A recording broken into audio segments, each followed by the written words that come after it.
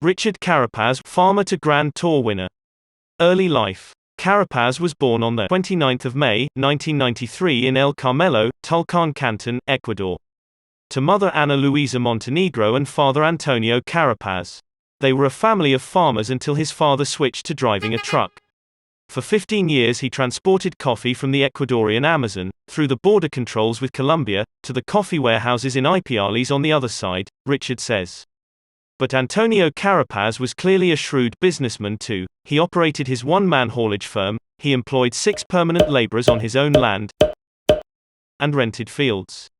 In the 1990s and 2000s, his father Antonio was held up twice by Colombian armed groups.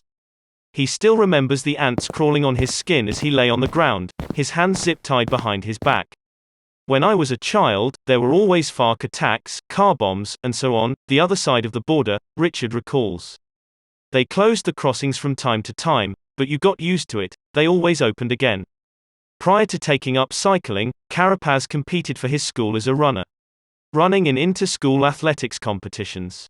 Aged 14, he found a bike in a shipment of scrap metal his father had picked up. I rode it until the tires had worn down to nothing and I was riding on the metal rims.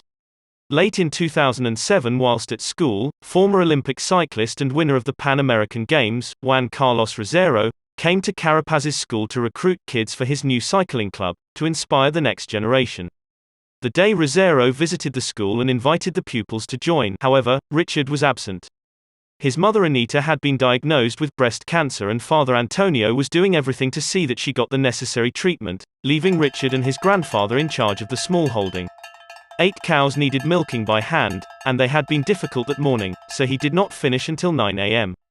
School finished at 12:30, so it was not worth going. The next day, his schoolmate Amilcar told him about Rosero. Richard went to see him and joined the club with around 50 students. They started work with physical conditioning in January 2008, with the first pupils dropping out. Then, on the track in Tulcán, there were crashes and the group thinned out further. In the early years he and his coach dreamed about the Pan American Games and riding the Giro. Carapaz began his career with amateur teams in Ecuador and Spain. Richard's first proper race was the Vuelta al Retorno, a 3-day stage race which he won, returning home with a trophy, a basket of food and some cash. He began to invest his prize money in equipment. In 2013 he won the youth classification at the Vuelta a Guatemala and Pan American Games road race U23. Carapaz demonstrated his climbing abilities and strategic nature in his 4 months an amateur in Spain. He finished second in the Memorial Valenciaga, arguably the biggest one-day event in the country, in only his second appearance in Lizit's pink and black jersey, before going on to win in Lazcao, the Araki hill climb and also the prestigious Vuelta a Navarre, where he proved himself as the strongest on the ascents. On the 28th of July 2016, he joined the Movistar team from Lizate as a trainee for the remainder of the 2016 season and started his first full year as a professional rider ahead of the 2017 season. His first Grand Tour win came in 2019 for Movistar at the Giro, before joining Ineos for 2020. In 2020 he came second in the La Vuelta. Prior to the 2021 season in training, Carapaz reached the dizzy heights of 4,800 meters.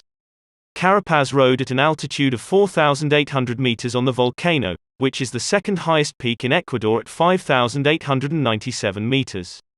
By comparison, the road around Mount Teide in Tenerife tops out at 2,356 meters, while the highest road used in a Grand Tour is the Cime de la Bonette at 2,802 meters.